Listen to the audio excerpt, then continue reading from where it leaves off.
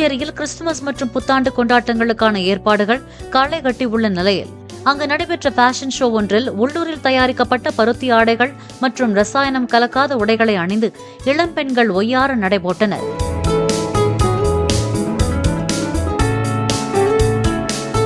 இந்த ஃபேஷன் ஷோவில் உள்ளூர் கலைஞர்கள் மட்டுமே பங்கேற்றனர். அவர்கள் அணிந்து வந்த விதவிதமான ஆடைகள் வெளிநாட்டு சுற்றுலா பயணிகளை கவர்ந்தன.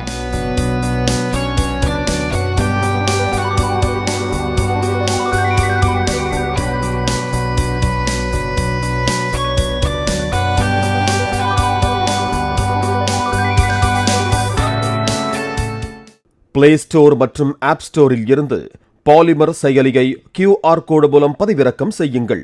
செய்திகளை உடனுக்குடன் பெறுங்கள்.